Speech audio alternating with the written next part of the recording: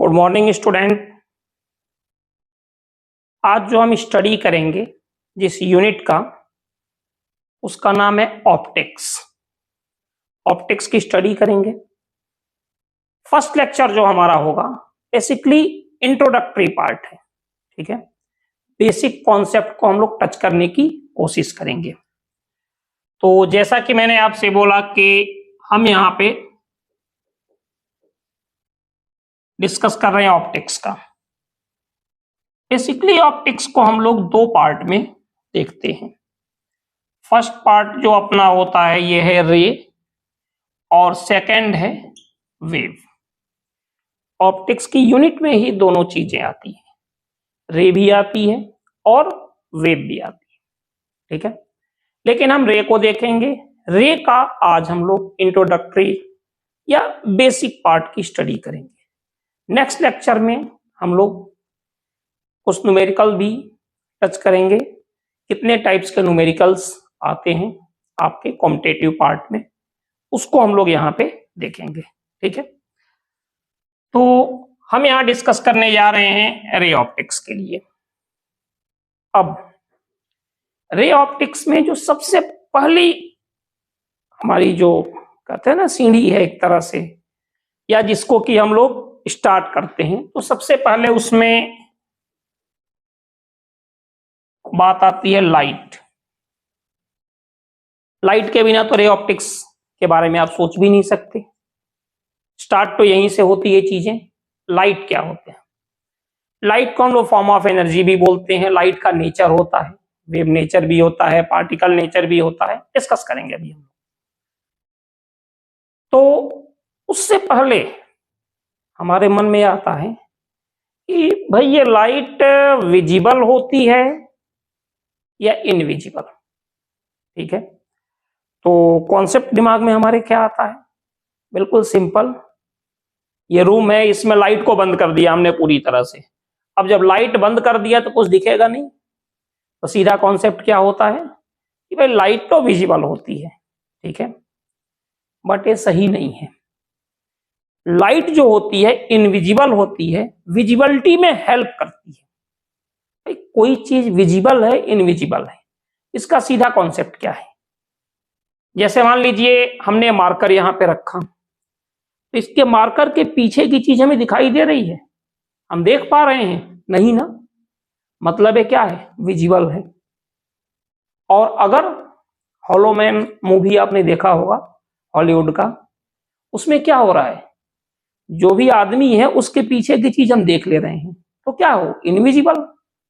तो विजिबिलिटी का सीधा कॉन्सेप्ट है कि कोई भी चीज अगर हमें दिखाई दे रही है, अगर वो प्रेजेंट है, तो उसके पीछे की चीज को या तो हम नहीं देख पा रहे हैं या पूरी तरह से नहीं देख पा रहे हैं, इन केस ऑफ ट्रांसपेरेंट, ठीक है।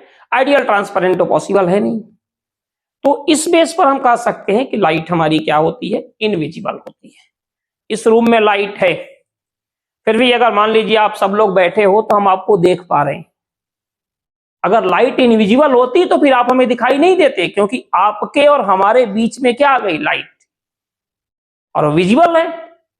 लेकिन ऐसा नहीं है, लाइट इनविजिबल है, इसीलिए हम आपको देख पा रहे हैं लाइट के प्रेजेंस में भी। आपने वो देखा नहीं है? जैसे कई बार हम कहीं जाते हैं, कोई आदमी खड़ा होता है, उसको ऐसे देखना पड़ता है, भीड़ ज्यादा हो जाती है, मान लो मोदी जी अपने आ गए या कोई भी आ गया, तो जैसे कोई सामने आ गया किसी का सर, तो हम ऐसे देखते हैं। क्यों भाई? क्योंकि उस आदमी का जो सर है, हेड है, विजिबल है, हम उसके बाद नहीं दे सकते, तो फिर हम इधर देखते हैं, थोड़ा सा एक साइड हो। तो कोई भी चीज अगर मान लीजिए कि विजिबल है, तो हम उसके बाद की चीज नहीं देख सकते। इस बेस पर हम बोल सकते हैं कि लाइट हमारी क्या होती है? विजिबल नहीं होती है, ठीक है। अब अगर हम बात करें कि मीडियम कौन कौन से होते हैं, ठीक है, मीडियम का हम लोग यहां पे डिस्कस कर रहे हैं। तो देखो, सबसे पहले जो हमारा मीडियम आता है, क्या होता है बेटा?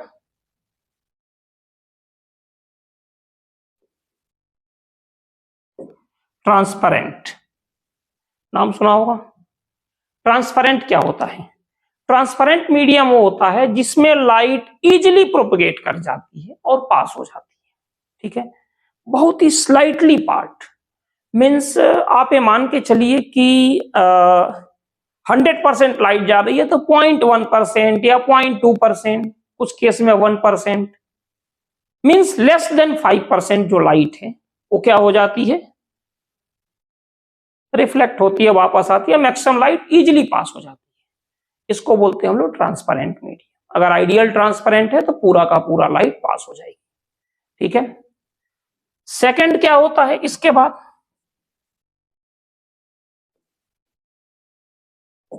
ट्रांसलूसेंट। ट्रांसलूसेंट क्या होता है, जिसमें लाइट हमारी कैसे पास होती है, पार्शियली, कुछ पास हो गई कुछ नहीं हुई। ये हो गया ट्रांसलूसेंट मीडियम।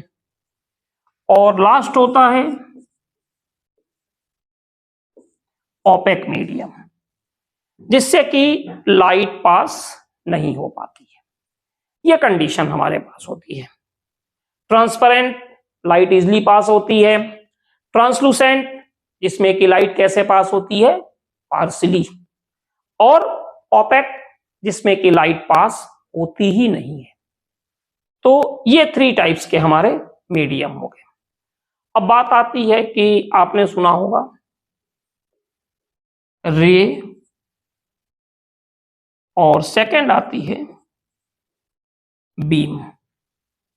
2 पार्ट और आती है, रे और बीम। रे क्या होती है, रे को हम लोग एक सिंगल रे एज्यूम करते हैं, होती नहीं। तो जैसे ये अपने पास हो गई रे, और बीम क्या हो गई, बंडल ऑफ द रे या ग्रुप ऑफ द रे को हम लोग बोल सकते हैं बीम, ठीक है। ये कंडीशन होती है। अगर हम रे की बात करें या बीम की, रेज या बीम की बात करें, तो बेसिकली इसको हम लोग 3 पार्ट्स में कर सकते हैं। सबसे फर्स्ट पार्ट अपना क्या होता है, जो सबसे फर्स्ट पार्ट होता है, पैरेलल रेज। पैरेलल रेज क्या होती है, तो नाम से ही क्लियर है कि पैरेलल रेज अगर है तो क्या होगी, ये पैरेलल होगी, ठीक है। अच्छा, रे पैरेलल कब होती है, जैसे ऑप्टिक्स में आप देखते हो लाइट सन से आ रही है, तो जब लाइट सन से आती है तो हम क्या मानते हैं कि पैरेलल है। सन को हम कहां मानते हैं, इंफिनिटी पे। मींस ऑब्जेक्ट अगर इंफिनिटी पर है, ठीक है, तो उससे जो रे आएगी वो क्या होगी, पैरेलल, ठीक है। या एक ऑप्शन और भी है कि ऑब्जेक्ट को हम इंफिनिटी पे ना रखें, इफेक्टिवली इनफाइनाइट पे रखें, ठीक है। जैसे एक ऑप्शन है कि ऑब्जेक्ट इंफिनिटी पर है तो रे कैसे आ रही है अपनी, पैरेलल। सेकंड ऑप्शन ये है कि आपने क्या किया कि एक मिरर ले लिया, सॉरी लेंस, मिरर भी ले सकते हैं आप। जैसे आपने यहां पे क्या कर दिया, एक कॉनकेव मिरर ले लिया। इसकी भी स्टडी अभी हम लोग करेंगे आगे की तरफ। और ऑब्जेक्ट को आपने कहां पे रख दिया, इसके फोकस पे। तो अगर आपने ऑब्जेक्ट को इसके फोकस पे रखा तो रे कैसे जाएगी, यहां से ये रे तो सीधी निकल गई, और ये कैसे आएगी, पैरेलल। तो यहां पे जो सोर्स है फोकस पे रखा गया है, तो अगर हम यहां से ऑब्जर्व करें, इस पॉइंट से, यहां से हम अपना ऑब्जर्वेशन स्टार्ट कर रहे हैं, तो अगर हम यहां ऑब्जर्व करें तो हमें क्या फील होगा, हमें यह फील होगा कि ऑब्जेक्ट हमारा कहां पर है, इनफाइनाइट पे। क्यों, क्योंकि ऑब्जेक्ट से या सोर्स से जो रे आ रही है वो कैसे आ रही है, पैरेलल। लेकिन क्या इंफिनिटी पर है, बिल्कुल नहीं है, लेकिन अपना इफेक्ट ऐसे शो कर रहा है जैसे कि ये कहां पर है, इंफिनिटी पर। तो एक ऑप्शन ये भी हो गया। सेम कंडीशन आप यहां पर भी देख सकते हो कि कॉनकेव मिरर में फोकस पे आपने सोर्स को रख दिया, एक रे ऐसे गई और ये सीधी निकल गई प्रिंसिपल एक्सिस से, सेकेंड रे यहां से गई, रिफ्लेक्शन के बाद ये भी पैरेलल हो गई और ये भी पैरेलल हो गई। और यहां के जैसे अगर हम यहां पर भी ऑब्जर्व कर रहे हैं तो हमें क्या लगेगा, हमें लगेगा कि ऑब्जेक्ट सोर्स कहां पर है, इंफिनिटी पर, बट इंफिनिटी पर नहीं है, सोर्स कहां पर है, इफेक्टिवली इनफाइनाइट। ठीक है, तो ये मतलब है कि पैरेलल बीम हमें तभी मिलती है कि जब सोर्स हमारा कहां पर हो, या तो इंफिनिटी पर हो, और अगर इंफिनिटी पर नहीं है तो कोई बात नहीं, इफेक्टिवली इनफाइनाइट पर हो। इफेक्टिवली इनफाइनाइट की ये कंडीशन है। ठीक है भाई, जैसे हम कहते हैं ना कि कई बार होता है कि बहुत खास रिलेशन में भी लोग कहते हैं कि नहीं यार अब हमारे लिए वो कुछ नहीं है। ऐसा नहीं है भाई, अगर आपके वो भाई लग रहे हैं तो भाई ही रहेंगे, आपके सिस्टर हैं तो सिस्टर ही रहेंगी। लेकिन आपने कहा कुछ नहीं है, मीन्स उनका इफेक्ट कुछ नहीं है, मतलब हमें उनसे अब कोई मतलब नहीं है, उनका जो इफेक्ट है आपके लिए वो कुछ नहीं है, ये मतलब है। अब जैसे यहां पे सोर्स को इन्फिनिटी पर नहीं रखा मैंने, लेकिन इसका जो नेचर है वो क्या है कि जैसे सोर्स कहां पर है, इफेक्टिवली इनफाइनाइट। ठीक है, इसके बाद नेक्स्ट जो हमारे पास आती है वो कौन सी होती है, कन्वर्जेंट, कन्वर्जिंग। तो ये जो कन्वर्जिंग बीम आती है ये एक पर्टिकुलर पॉइंट पे जाके इंटरसेक्ट करती है। इस टाइप की बीम को हम क्या बोलते हैं, कन्वर्जिंग। ठीक है, और उसके बाद क्या होता है, जब कन्वर्जिंग आई तो क्या होगा, डाइवर्जेंट। भाई प्लस है तो माइनस है, मेल है तो फीमेल है, कन्वर्जिंग है तो डाइवर्जिंग भी होगी। तो यहां पे हम क्या देखते हैं कि ये डाइवर्जिंग नेचर की हो गई। तो बेसिकली बीम में हम यही देखेंगे, इसी के बेस पे इमेज फॉर्मेशन भी हमारे लिए होता है और ये कंडीशन होती है। ठीक है, अब इसमें कुछ चीजें और आती हैं। इसमें एक कंडीशन आती है जिसको बोलते हैं ऑब्जेक्ट, और जब ऑब्जेक्ट है तो फिर इमेज की भी बात होगी। तो हम यहां पे देखें,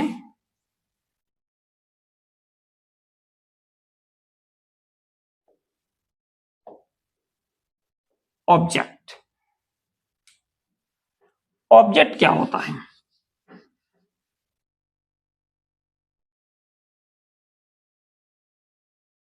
तो ऑब्जेक्ट की अगर हम स्टडी करते हैं कि ऑब्जेक्ट क्या होता है, तो ऑप्टिक्स में हालांकि पूरी तरह से सही नहीं है, बट ऑप्टिक्स का सबसे सिंपल डेफिनेशन होती है कि object can be define as a source of light.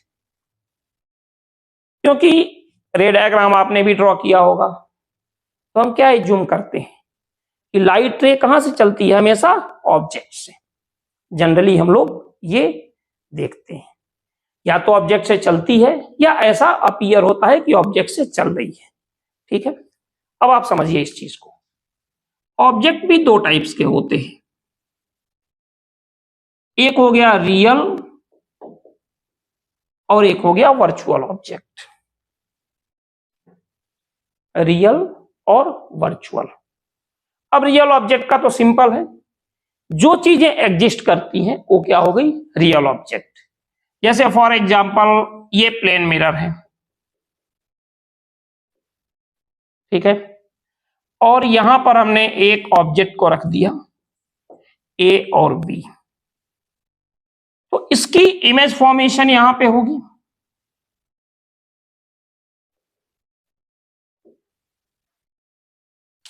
तो ये जो ऑब्जेक्ट हो गया, ये कौन सा ऑब्जेक्ट है, रियल ऑब्जेक्ट। ठीक है, या ये जरूरी नहीं है कि हमारे पास लाइन ऑब्जेक्ट ही हो, यहां पे हम पॉइंट ऑब्जेक्ट भी ले सकते हैं। ठीक है, यहां पे पॉइंट ऑब्जेक्ट, लेकिन ये रियल ऑब्जेक्ट है। ठीक है, इमेज पर भी आ रहे हैं हम। ठीक है, तो ये जो अपने पास है वो रियल ऑब्जेक्ट है। अब बात ये आती है कि भाई वर्चुअल ऑब्जेक्ट क्या होता है, what is the virtual object. तो आप ऐसे समझिए कि फॉर एग्जाम्पल कोई भी रे कन्वर्ज हो रही है और ये जो रे है पॉइंट P पर आकर इंटरसेक्ट करेगी और जहां रे इंटरसेक्ट करेगी वहां क्या होगा, इमेज फॉर्म होगी। इमेज की डेफिनेशन भी सुन लीजिए। इमेज क्या होती है? इमेज एक ऑप्टिकल अपीयरेंस होती है। इमेज जो होती है वो ऑप्टिकल अपीयरेंस होती है। कैसे फॉर्म होती है? आफ्टर रिफ्लेक्शन और रिफ्रैक्शन। रिफ्लेक्शन से भी फॉर्म हो सकती है और रिफ्रैक्शन से भी फॉर्म होती है। ठीक है, तो image can be defined as an optical appearance form after reflection और रिफ्रैक्शन। रिफ्लेक्शन या रिफ्रैक्शन के बाद फॉर्म होती है। ठीक है, तो इमेज में भी दो कंडीशन होती है, एक रियल इमेज और एक वर्चुअल इमेज। ठीक है, फिर इसके बाद हम वर्चुअल ऑब्जेक्ट को समझेंगे तो ज्यादा क्लियर हो जाएगा। रियल इमेज क्या होती है? जो रे के एक्चुअल इंटरसेक्शन से फॉर्म होती है, जैसे कि यहां पे फॉर्म हो रही है। ये है कौन सा? Real image. अब आपने क्या किया कि रे यहां पे इंटरसेक्ट किया, इसके पहले ही आपने यहां पे कोई ऑप्टिकल डिवाइस लगा दिया। ठीक है, जो कहते हैं ना बीच में टांग अड़ा देना, तो यहां पे टांग किसने अड़ाया? ऑप्टिकल डिवाइस ने। ठीक है, तो हमने बीच में यहां पे क्या कर दिया? एक ऑप्टिकल डिवाइस लगा दिया। अब अगर ये ऑप्टिकल डिवाइस नहीं होता तो रे इस पॉइंट P पर इंटरसेक्ट करती जहां पे इमेज फॉर्म होती, लेकिन अब तो यहां इमेज फॉर्म हुई नहीं, तो इसी को हम बोलते हैं आई डैश और इसी को हम कहते हैं क्या? Virtual object.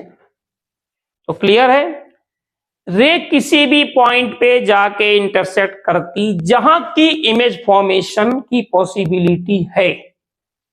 तो हमने क्या किया कि यहीं बीच में कोई भी ऑप्टिकल डिवाइस लगा दिया। ऑप्टिकल डिवाइस कुछ भी हो सकता है, plane mirror, concave mirror, convex mirror, कुछ भी हो सकता है। ठीक है, तो अब रे को यहां इंटरसेक्ट करना था, यहां तो इंटरसेक्ट करेगी नहीं क्योंकि बीच में कौन से आ गई? अपने ऑप्टिकल डिवाइस। इन्होंने कहा नहीं यार अब तुम्हें वहां तो नहीं पहुंचने देंगे हम। तो फिर हमारी फिजिक्स कहती है कि हमारे लिए क्या हो जाएगा? Virtual object. यहां पे कुछ भी हो सकता है, ये जो लाइन हमने बनाई है ऑप्टिकल डिवाइस है। ठीक है, कुछ भी हो सकता है यहां पे। तो ये कंडीशन इसके बाद हो गई कि ये जो ऑप्टिकल डिवाइस हमारे पास है,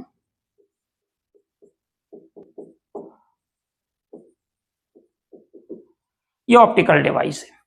ठीक है, इस पॉइंट पे, तो ये क्या हो गया? Virtual object. कॉन्सेप्ट क्लियर है? मैं एक बार फिर से रिपीट कर दूं। रे किसी पर्टिकुलर पॉइंट पे इंटरसेक्ट करती जहां इमेज फॉर्म होता, उसके पहले ही बीच में अगर आपने कोई भी ऑप्टिकल डिवाइस रख दिया तो जहां पे इमेज फॉर्मेशन की पॉसिबिलिटी थी पहले, जब आपने ऑप्टिकल डिवाइस नहीं रखा था, तो इस पॉइंट को हम बोलते हैं, जहां पे उस पॉइंट को वर्चुअल ऑब्जेक्ट, हमें मान लेते हैं कि वर्चुअल ऑब्जेक्ट की पोजीशन है। तो ये हो गया। इमेज पर आते हैं। जैसा कि डेफिनेशन हमने बताया आपको कि इमेज जो होती है क्या होती है? Optical appearance. दो टाइप्स की होती है, रियल एंड वर्चुअल। रियल की कंडीशन है ये जो एग्जिस्ट करती है हमारे लिए, इन द सेंस की एग्जिस्ट नहीं करती, जब एक्चुअल इंटरसेक्शन से फॉर्म होती है। ठीक है, वर्चुअल इमेज क्या होती है? जो आफ्टर रिफ्लेक्शन या रिफ्रैक्शन हम लोग रे को बैकवर्ड डायरेक्शन में प्रोड्यूस करते हैं, तो जो इमेज फॉर्म होती है वो क्या होती है? Virtual image. ठीक है, मिरर में वर्चुअल इमेज हमेशा कहां बनती है? Behind the mirror. ठीक है, और रियल कहां बनती है? In front of mirror. ठीक है, लेंस में हम आगे डिस्कस करेंगे। रियल इमेज कहां फॉर्म होती है? अपोजिट साइड, एक तरफ ऑब्जेक्ट और दूसरी तरफ इमेज, ये रियल हो गई। वर्चुअल क्या होती है? सेम साइड में फॉर्म होती है। रियल इमेज क्या होती है? आप स्क्रीन पे ऑब्टेंड कर सकते हो, वर्चुअल इमेज को ऑब्टेंड आप नहीं कर सकते। ठीक है, अब एक वर्ड आता है कई जगह लिखा भी होता है, बट यहाँ पे हम जनरली वर्ड यूज करेंगे। रियल इमेज जो होती है वो क्या होती है, जनरली इन्वर्टेड होती है, और वर्चुअल इमेज जनरली इरेक्ट होती है। जनरली स्पेशल केस होते हैं, उसमें रियल भी आप देखोगे कि रियल इमेज भी इरेक्ट आपको दिखेगी, बट जनरली रियल इमेज क्या होती है, इन्वर्टेड, एंड वर्चुअल इमेज क्या होती है, इरेक्ट। ये कंडीशन हमारे पास हो गई। तो ये तो अपना बेसिक कॉन्सेप्ट यहां तक हो गया। अब हम यहां से शुरू करने जा रहे हैं reflection of light.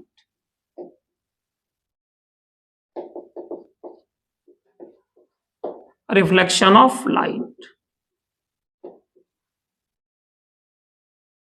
Reflection of light क्या होती है, इसको अगर हम यहां पे स्टडी करें तो इसमें सबसे पहले हम ये देखें कि लाइट हमारी रिफ्लेक्ट क्यों होती है, उसका रीजन क्या है। कई बार हम क्लास में भी आप लोगों से भी पूछते हैं, तो आप कहते हो जब भी कोई लाइट किसी सरफेस से स्ट्राइक करती है, सरफेस पर इंसिडेंट होती है, तो वापस चली जाती है सेम एंगल पर, इसी को रिफ्लेक्शन फिनोमिना बोलते हैं। बोलते हैं, होता क्यों है, आपको ये बताना है कि लाइट का रिफ्लेक्शन क्यों होता है। तो समझिए इस चीज को। जैसे मान लीजिए कि ये कोई सरफेस है, ये लाइट आ रही है, तो जैसा कि आप जानते हो लाइट के दो नेचर होते हैं। एक कौन सा नेचर होता है, वेव नेचर, जिसको कि हम आगे वेव ऑप्टिक्स में डिस्कस करेंगे, यहां नहीं कर रहे हैं। सेकेंड जो नेचर होता है लाइट का, आपने देखा होगा, सेकेंड नेचर कौन सा होता है, particle nature. Second nature particle nature होता है। अब जैसे एक सिंपल एग्जांपल आपसे कहा जाए कि आपने एक बॉल को उठाया, ऐसे फेंका और फिर वापस उसको पकड़ लिया, तो बॉल जिस स्पीड से वॉल पे लगती है और वापस आती है, वो स्पीड हमेशा क्या होती है, डिफरेंट होती है। अगर बॉल 10 मीटर पर सेकेंड से जाएगी तो वापस 10 से तो कम से ही आएगी, ये तो श्योर है, 10 नहीं होगा, 10 से लेस होगा। लेकिन लाइट में तो ऐसा है नहीं। जैसे लाइट अगर यहां आ रही है, इसकी स्पीड है 3 × 10⁸ मीटर पर सेकेंड। तो जब लाइट यहां से रिफ्लेक्ट होके जा रही है, तब भी इसकी स्पीड है 3 × 10⁸ मीटर पर सेकेंड। इसी में है रिफ्लेक्शन का रीजन क्या है। तो होता क्या है कि लाइट का जो पार्टिकल नेचर होता है वो रिस्पॉन्सिबल होता है किसके लिए, रिफ्लेक्शन के लिए। पार्टिकल नेचर है तो रिफ्लेक्शन होगा, ठीक है, अगर अदरवाइज नहीं होगा। और जो कि होता है, पार्टिकल नेचर लाइट का जो होता है वो रिस्पॉन्सिबल होता है रिफ्लेक्शन के लिए। अब होता क्या है, जैसे लाइट के जो पार्टिकल्स यहां पे आए, तो इनका जो कोलिजन होता है किसके साथ, वॉल के साथ, ये क्या होता है, परफेक्टली इलास्टिक कोलिजन। जो हमने आपसे बताया ना कि एक बॉल आपने लिया और इस दीवार पे मारा, तो जिस स्पीड से बॉल जाती है वापस हमेशा लेस स्पीड से आती है। क्यों भाई, क्योंकि इसका जो कोलिजन होता है बॉल का वॉल के साथ, वो क्या होता है, इनइलास्टिक। और इनइलास्टिक कोलिजन में जो इनिशियल काइनेटिक एनर्जी होती है वो फाइनल काइनेटिक एनर्जी से हमेशा लेस होती है। लेकिन अगर इलास्टिक कोलिजन है तो इनिशियल काइनेटिक एनर्जी किसके इक्वल होगी, फाइनल काइनेटिक एनर्जी के। तो लाइट का जो पार्टिकल नेचर होता है ये रिस्पॉन्सिबल होता है किसके लिए, रिफ्लेक्शन के लिए हमेशा। अब होता क्या है कि जब लाइट यहां पे आती है तो पार्टिकल्स का जो कोलिजन होता है ये क्या होता है, परफेक्टली इलास्टिक। मतलब ये है कि जो काइनेटिक एनर्जी पार्टिकल की जो पहले होगी वही बाद में होगी, ठीक है। तो पार्टिकल नेचर रिस्पॉन्सिबल होता है किसके लिए, रिफ्लेक्शन के लिए। और साथ ही हम क्या देखते हैं यहाँ पे, रिफ्लेक्शन के लिए पार्टिकल नेचर हो गया। और स्पीड क्यों नहीं चेंज होती है इसमें, इसलिए नहीं चेंज होती है कि जब लाइट यहां से रिफ्लेक्ट होती है तो इसका कोलिजन क्या होता है? Perfectly elastic collision. और परफेक्टली इलास्टिक कोलिजन में क्या होता है? ये इंसिडेंस रे और ये रिफ्लेक्टेड रे, इसमें इनकी काइनेटिक एनर्जी में कोई भी चेंजिंग नहीं होती, इसीलिए रिफ्लेक्शन में स्पीड में कोई भी चेंजिंग नहीं होती है। ठीक है, अब इसमें एक छोटी सी चीज और आती है कि इंसिडेंस रे और रिफ्लेक्टेड रे, इन दोनों में, ये जो इंसिडेंस रे है और रिफ्लेक्टेड रे, इनमें फेज डिफरेंस क्या होता है? इनमें फेज डिफरेंस क्या होता है? पाई रेडियन या फिर 180 डिग्री होता है। आपसे पूछा जाए कि what is the phase angle between incidence रे एंड रिफ्लेक्टेड रे, तो लाइट के वेव नेचर की अगर हम बात करें यहां पे, तो लाइट का जो रिफ्लेक्शन होता है वो किससे होता है? रिजिड सरफेस से। कोई भी वेव है उसका रिफ्लेक्शन दो तरह से होता है, एक फ्री एंड से या फ्री मीडियम में, और एक बाउंडेड या रिजिड मीडियम में। फ्री में क्या होता है कि डायरेक्शन तो बात अलग चीज है, फेज में कोई भी चेंजिंग नहीं होती। बाउंडेड में क्या होता है? फेज डिफरेंस कितना हो जाता है? पाई रेडियन ये, या 180 डिग्री। ठीक है, तो इसीलिए दो चीजें पूछी जाती हैं जिसको आपको याद रखना है, बेसिक कॉन्सेप्ट है। रिफ्लेक्शन के लिए लाइट का कौन सा नेचर रिस्पॉन्सिबल होता है? तो आपका आंसर होगा पार्टिकल नेचर। और इंसिडेंस रे और रिफ्लेक्टेड रे के बीच में फेज डिफरेंस कितना होता है? तो होता है पाई रेडियन या 180 डिग्री। ठीक है, रिफ्लेक्शन का हम लोग बाद में वीडियो में देखेंगे, वेव चैप्टर में। ठीक है, साउंड वेव में। ठीक है, अब देखिए यहां पे लॉज ऑफ रिफ्लेक्शन सिंपल है, इंसिडेंस रे, रिफ्लेक्टेड रे, ये जो अपनी है इंसिडेंस रे और ये रिफ्लेक्टेड रे, और ये क्या है अपने पास? ये है नॉर्मल। ये तीनों के तीनों क्या होते हैं? सेम प्लेन में होते हैं। इंसिडेंस रे, रिफ्लेक्टेड रे और नॉर्मल, ये तीनों सेम प्लेन में होते हैं।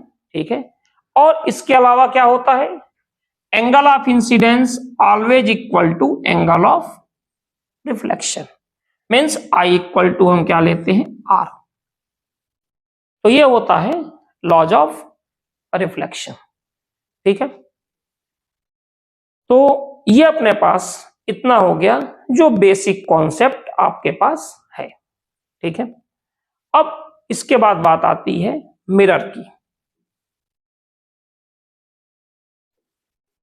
मिरर्स की हम बात करेंगे, तो मिरर से रिलेटेड जो चीजें हैं ये हम लोग अगले लेक्चर में देखते हैं।